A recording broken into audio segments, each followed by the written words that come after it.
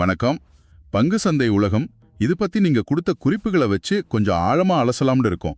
இங்க நிறைய சிக்கலான விஷயங்கள் இருக்கு. அதை முடிஞ்ச வரைக்கும் எளிமையா புரிஞ்சுக்க முயற்சி பண்ணுவோம். நிச்சயமா. இந்த சந்தைய பத்தி தெரிஞ்சுக்கணுங்கிற உங்க ஆர்வம் ரொம்ப நல்லது. நீங்க கொடுத்த குறிப்புகள்ல இருக்கிற தகவல்களை வச்சு முதலீட்டோட அடிப்படைகளை முதல்ல புரிஞ்சுக்கிறது ரொம்ப முக்கியம். சரி, அப்போ ஆரம்பிச்சிடலாமா?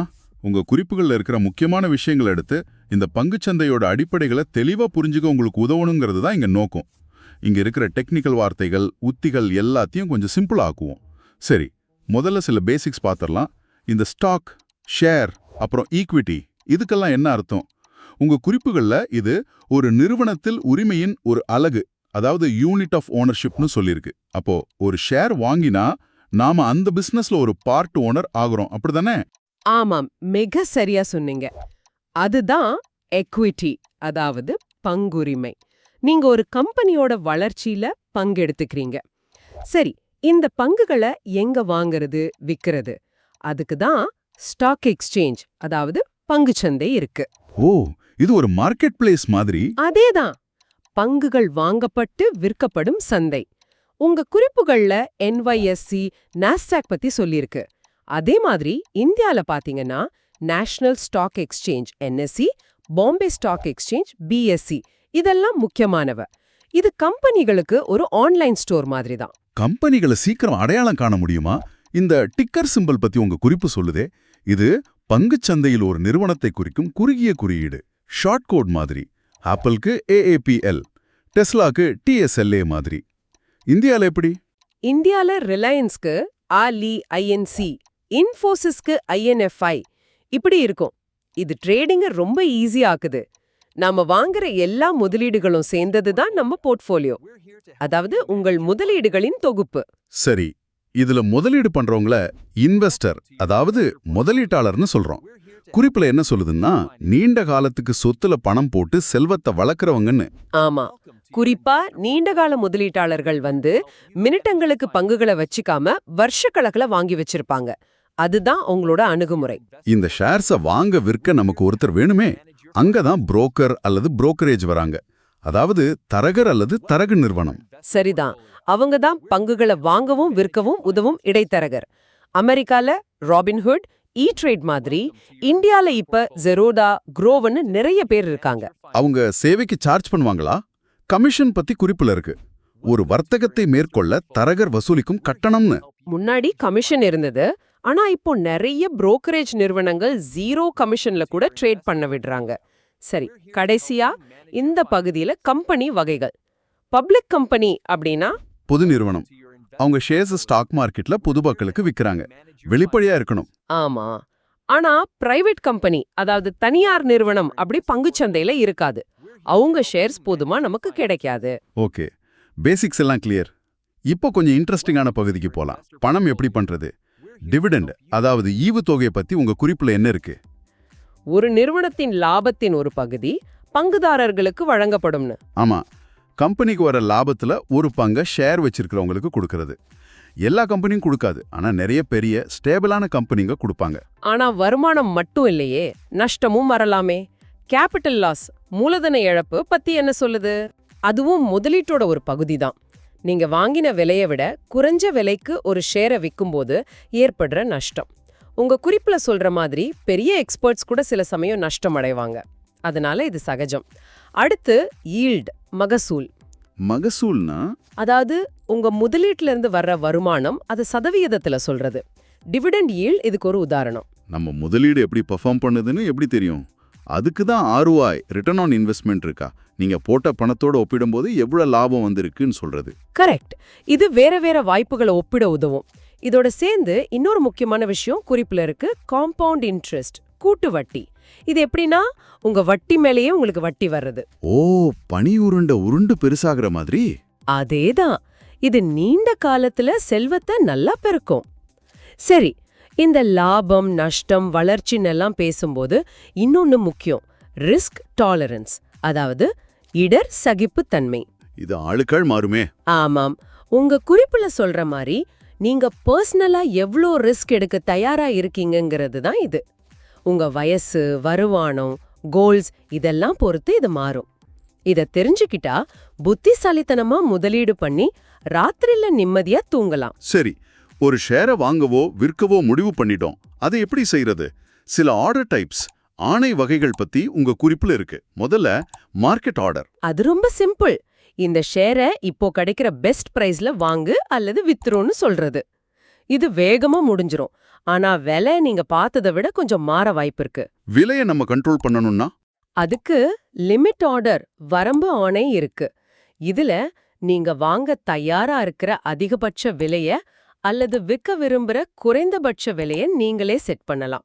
அந்த விலை அல்லது அதை விட நல்ல விலை வந்தா மட்டும்தான் ட்ரேட் நடக்கும்.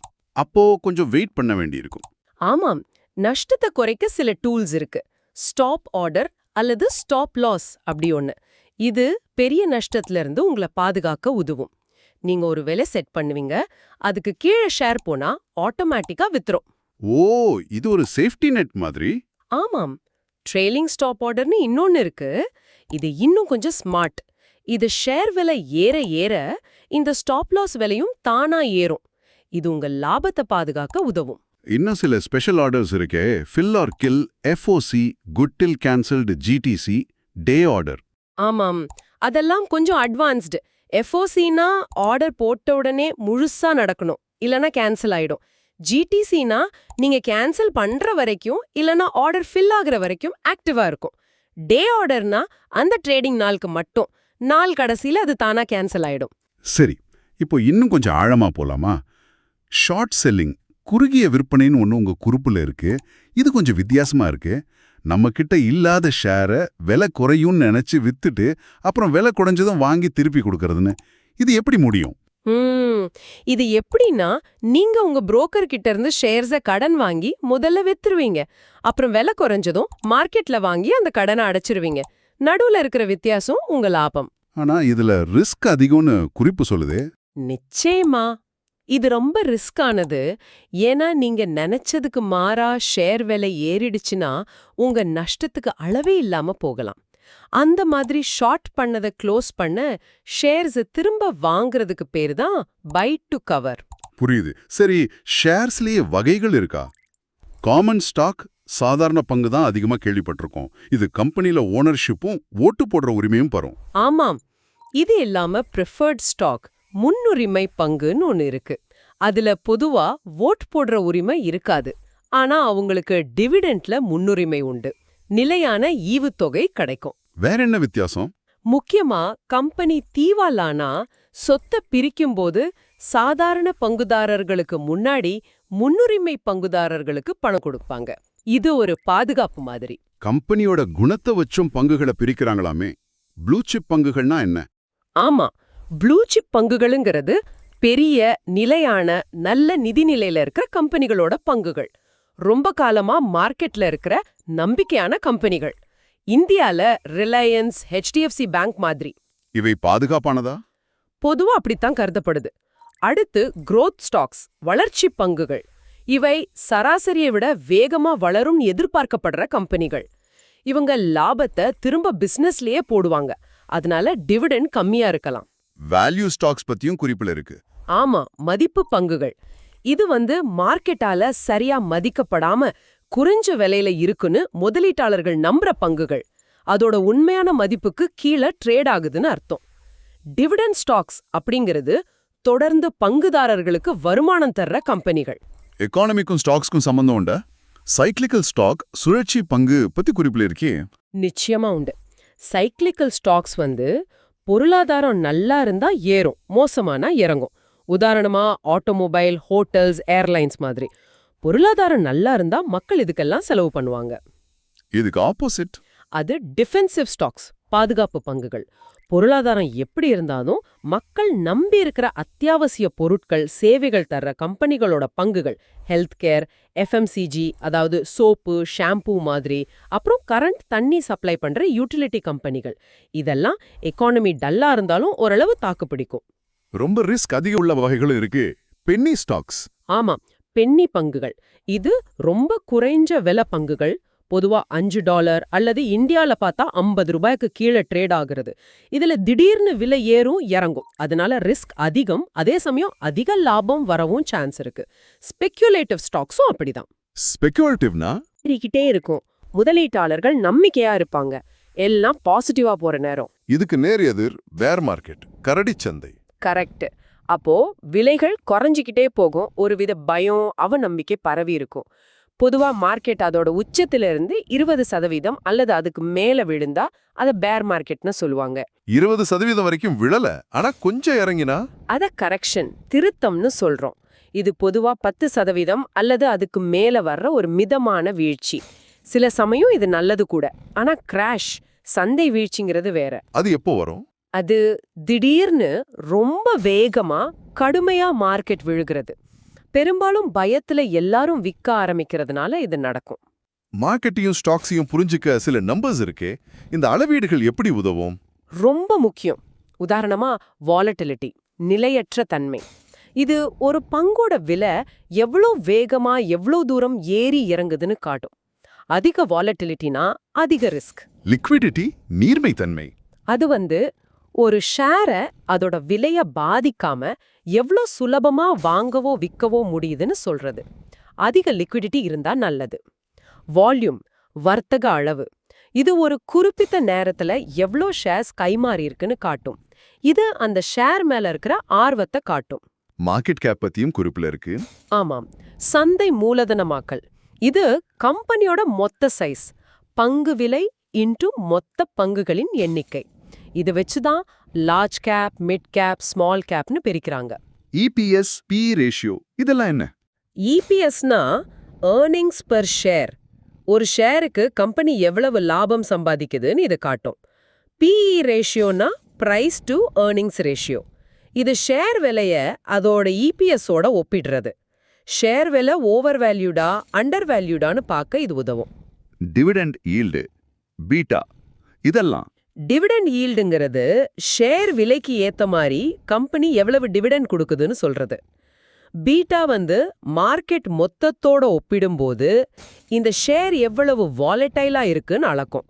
1னா மார்க்கெட் கூடவே போகும், 1க்கு மேலேன்னா மார்க்கெட்டை விட வேகமா ஏறும் இறங்கும். ஓகே, இந்த நம்பர்ஸ்லாம் வச்சு கம்பெனி எப்படி மதிப்பிடுறது? உங்க குறிப்புல ஃபண்டமெண்டல் அனாலிசிஸ், டெக்னிக்கல் அனாலிசிஸ்னு 2 இருக்கு. ஆமா. ஃபண்டமெண்டல் அனாலிசிஸ்ங்கிறது கம்பெனியோட உண்மையான பிசினஸ், நிதி நிலைமை, நிர்வாகம் இதையெல்லாம் ஆராயறது. கம்பெனி உண்மையிலே நல்லா இருக்கான்னு பாக்குறது. அப்போ டெக்னிக்கல் அனாலிசிஸ் அது சார்ட், விலை பேட்டர்ன், வால்யூம் இதையெல்லாம் வச்சு ஷேர் விலை அடுத்து எங்க போகும்னு கணிக்க முயற்சி பண்றது. இது ரெண்டும் வேற வேற அணுகுமுறைகள். தனித்தனி ஷேரா வாங்காம வேற வழிகள் இருக்கா முதலீடு பண்ண? ETF, எக்ஸ்சேஞ்ச் ட்ரேடட் ஃபண்ட் பத்தி சொல்லுங்க. ETFங்கிறது எப்படின்னா, நிறைய ஷேர்ஸ், பாண்ட்ஸ் இல்லனா வேற சொத்துக்களை ஒன்னா சேர்த்து ஒரு பண்டில் மாதிரி செஞ்சு அதையே ஒரு ஷேர் மாதிரி ஸ்டாக் எக்ஸ்சேஞ்சில் ட்ரேட் பண்ணலாம். இதுல நல்ல விஷயம் என்னன்னா, ஒரே நேரத்துல நிறைய கம்பெனில முதலீடு பண்ண மாதிரி ஆகும். அதாவது டைவர்சிஃபிகேஷன் ஈஸியா கிடைக்கும். மியூச்சுவல் ஃபண்ட், பரஸ்பர நிதியும் இதே மாதிரி தானா? கிட்டத்தட்ட. அதுவும் நிறைய பேர் கிட்ட இருந்து பணத்தை வாங்கி ஒரு ப்ரொஃபஷனல் ஃபண்ட் மேனேஜர் முதலீடு பண்ற ஒரு கூட மாதிரி தான். ஆனா ETF மாதிரி நாள் முழுக்க ட்ரேட் பண்ண முடியாது. பொதுவா மார்க்கெட் மூடும் போது ஒரு நாளைக்கு ஒரு தடவை தான் விலை ஃபிக்ஸ் பண்ணுவாங்க. இதுல ஒரு வகை தான் இண்டெக்ஸ் ஃபண்ட். இண்டெக்ஸ் ஃபண்ட் அது S&P 500 இல்லனா நம்ம ஊர்ல நிஃப்டி 50 மாதிரி ஒரு குறிப்பிட்ட மார்க்கெட் இண்டெக்ஸை அப்படியே ஃபாலோ பண்ணும். இதுக்கு செலவு கம்மி, மார்க்கெட் ரிட்டர்ன் கிடைக்குங்கிறதுனால இது ரொம்ப பாப்புலர். ரியல் எஸ்டேட்ல இன்வெஸ்ட் பண்ணுமா? அதுக்கு RIT இருக்கா? ஆமா, ரியல் எஸ்டேட் இன்வெஸ்ட்மெண்ட் ட்ரஸ்ட். இதுல நீங்க நேரடியா வீடு, நிலம் வாங்காமலே ரியல் எஸ்டேட்ல முதலீடு பண்ணலாம். அவங்க வாடகை வருமானம், சொத்து மதிப்பு உயர்வு இதையெல்லாம் நமக்கு தருவாங்க. பாண்ட் பத்திரங்கிறது ஒரு கடன் பத்திரம் மாதிரி. நீங்க கவர்மெண்ட்க்கோ கம்பெனிக்கோ கடன் கொடுக்கறீங்க, அவங்க வட்டி தராங்க. இது ஷேர்ஸை விட கொஞ்சம் ஸ்டேபிளா இருக்கும். மார்க்கெட் எப்படி போகுதுன்னு தெரிஞ்சுக்க குறியீடுகள் இருக்கு. S&P 500, டவ் ஜோன்ஸ், நாஸ்டாக் மாதிரி. இந்தியால முக்கியமா சென்செக்ஸ், BSEல இருக்கிற 30 முக்கிய பங்குகள், அப்புறம் நிஃப்டி 50, NSEல இருக்க 50 முக்கிய பங்குகள். இவையெல்லாம் மார்க்கெட்டோட பொதுவான போக்க காட்டுற கண்ணாடிகள் மாதிரி. முதலீட்டாளர்கள்லயும் பல வகைன்னு குறிப்பு சொல்லுது. லாங் டேர்ம் இன்வெஸ்டர், நீண்ட கால முதலீட்டாளர், வாரன் பஃபெட் மாதிரி வாங்கி வருஷக்கணக்குல வச்சிருக்கிற ஆட்கள். ஆமா, அதுக்கு எதிரா டே ட்ரேடர் இருக்காங்க. அவங்க ஒரே நாள்ல வாங்கி விப்பாங்க. ஸ்விங் ட்ரேடர் கொஞ்சம் அதிக நாள், சில நாட்கள்ல இருந்து சில வாரங்கள் வரைக்கும் வச்சிருந்து விப்பாங்க. இவங்க ஷார்ட் டேர்ம் லாபம் பார்ப்பாங்க. சில குறிப்பிட்ட ஸ்டைல் ஃபாலோ பண்றவங்களும் இருக்காங்க. Value investor. வேல்யூ இன்வெஸ்டர்னா குறைஞ்ச விலையில நல்ல ஷேர்ஸை தேடுறவங்க. அந்த ஷேர் அதோட உண்மையான மதிப்பை விட கம்மியா இருக்குன்னு நம்புவாங்க. growth இன்வெஸ்டர், வளர்ச்சி முதலீட்டாளர் நல்ல வேகமா வளரக்கூடிய கம்பெனிகள் மேல கவனம் செலுத்துவாங்க. Dividend investor. அவங்க தொடர்ச்சியா நல்ல டிவிடெண்ட் தர கம்பெனிகளை தேடுவாங்க. அவங்களுக்கு ரெகுலர் வருமானம் முக்கியம். நீங்க எந்த வகை முதலீட்டாளருங்கிறது உங்க நோக்கம், ரிஸ்க் எடுக்கிற தன்மை இதையெல்லாம் பொறுத்தது. முதலீடு பண்ணும்போது மனசு சொல்றத கேட்கக்கூடாதுன்னு சொல்லுவாங்கல்ல, ஃபோமோ பத்தி உங்க குறிப்பு எச்சரிக்குது. Fear of missing out. ஆமா, அது ஒரு பெரிய எமோஷனல் ட்ராப். ஐயோ, இந்த ஷேர் ஏறிட்டே போகுதே, நாம மிஸ் பண்ணிருவோமோன்னு பயந்து சரியா யோசிக்காம வாங்குறது. இது ஆபத்து. பம்ப் அண்ட் டம்ப் பத்தியும் குறிப்புல இருக்கு. அது ஒரு மார்க்கெட்டை ஏமாத்துற திட்டம். சிலர் வேணுமென்றே பொய்யான தகவலை பரப்பி ஒரு சின்ன ஷேரோட விலையை ஏத்தி அப்புறம் அவங்க கிட்ட இருக்கிறத வித்துட்டு போயிருவாங்க. மத்தவங்க மாட்டிக்கொள்வாங்க. இதுல கவனமா இருக்கணும். இவ்வளவு ரிஸ்க் இருக்கு, இது குறைக்க வெளி இருக்கா? டைவர்சிஃபிகேஷன், பல்வகைப்படுத்தல் பத்தி குறிப்புல இருக்கு. இது ரிஸ்க் மேனேஜ்மெண்டோட பொன்விதின்னு சொல்லுது. ஆமா, ரொம்ப ரொம்ப முக்கியம். சுருக்கமா சொன்னா, உங்க முதலீடுகளை ஒரே இடத்துல போடாம பலவிதமான சொத்துக்கள்ல, பல துறைகள்ல, பல நாடுகள்ல பிரிச்சு போடுறது. எல்லா முட்டையையும் ஒரே கூடையில வைக்காதீங்கன்னு சொல்ற மாதிரி. ஒன்னு சொதப்பினாலும் இன்னொன்னு காப்பாத்தோம். அருமை. உங்க குறிப்புகள்ல இருந்து நிறைய விஷயங்களை பார்த்தோம். பேசிக் டேர்ம்ஸ்ல ஆரம்பிச்சு ஆர்டர் டைப்ஸ், ஸ்டாக் வகைகள், மார்க்கெட் நிலவரம், முக்கிய அளவீடுகள், ETF, மியூச்சுவல் ஃபண்ட் மாதிரி முதலீட்டு வழிகள், அப்புறம் இன்வெஸ்டர் வகைகள்னு ஒரு பெரிய ரவுண்ட் வந்திருக்கும்.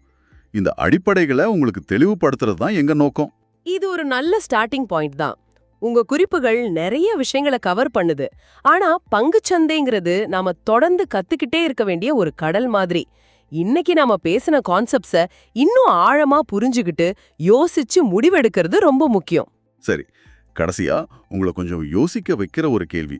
நாம இன்னைக்கு உங்க குறிப்புகள்ல இருந்து பேசின விஷயங்களை வச்சு இதை யோசிச்சு பாருங்க. மதிப்பு முதலீடு, வேல்யூ இன்வெஸ்டிங், குறைஞ்ச விலையில நல்ல ஸ்டாக்ஸ் தேடுறதுக்கும், வளர்ச்சி முதலீடு, growth இன்வெஸ்டிங், வேகமா வளரும் கம்பெனிகளை தேடுறதுக்கும் இருக்கிற வித்தியாசத்தை நீங்க புரிஞ்சுக்கிட்டது. ஒரு புது ஷேரை பத்தி நீங்க ரிசர்ச் பண்ண ஆரம்பிக்கும் போது நீங்க கேட்கிற முதல் கேள்வியை எப்படி மாத்தும்? Thanks for watching. Please do subscribe, like, comment, share and click the bell icon.